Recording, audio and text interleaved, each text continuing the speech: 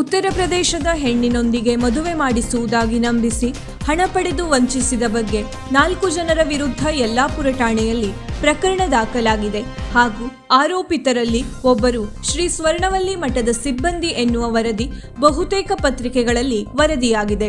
ಈ ವರದಿಗಳನ್ನು ಗಮನಿಸಿರುವ ಶ್ರೀ ಸೋಂದಾ ಸ್ವರ್ಣವಲ್ಲಿ ಮಹಾಸಂಸ್ಥಾನದ ಆಡಳಿತ ಮಂಡಳಿ ಈ ಘಟನೆಗೂ ಶ್ರೀ ಸ್ವರ್ಣವಲ್ಲಿ ಮಠಕ್ಕೂ ಯಾವುದೇ ಸಂಬಂಧ ಇಲ್ಲ ಎಂದು ಸ್ವರ್ಣವಲ್ಲಿ ಮಠದ ಕಾರ್ಯಾಧ್ಯಕ್ಷ ವಿಘ್ನೇಶ್ವರ್ ಎನ್ ಹೆಗಡೆ ಬೊಮ್ಮನಳ್ಳಿ ಸ್ಪಷ್ಟಪಡಿಸಿದ್ದಾರೆ.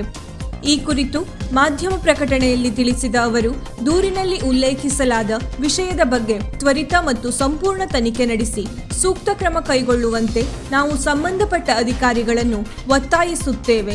ಸತ್ಯ ಬಹಿರಂಗಗೊಂಡು ನಿಜವಾದ ಅಪರಾಧಿಗಳಿಗೆ ಶಿಕ್ಷೆಯಾಗಿ ಮುಂದೆ ಜನರು ಈ ರೀತಿಯ ಅಪರಾಧಗಳಲ್ಲಿ ತೊಡಗುವುದಕ್ಕೆ ಭಯ ಉಂಟಾಗಿ ಸಮಾಜದಲ್ಲಿ ಪ್ರಾಮಾಣಿಕತೆ ಆಚರಣೆಗೆ ಬರಲಿ ಎಂದು ಆಶಿಸುತ್ತೇವೆ.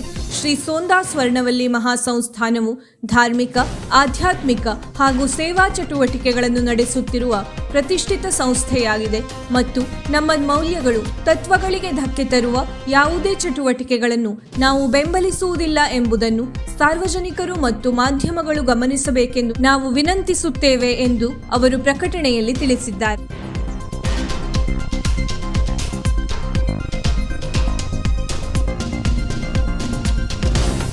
ವೀಕ್ಷಕ ಮಹಾಪ್ರಭುಗಳೇ, ನಮ್ಮ ಚಾನಲ್ ಅನ್ನು ಸಬ್ಸ್ಕ್ರೈಬ್ ಮಾಡಿ, ಶೇರ್ ಮಾಡಿ, ಪ್ರೋತ್ಸಾಹಿಸಿ.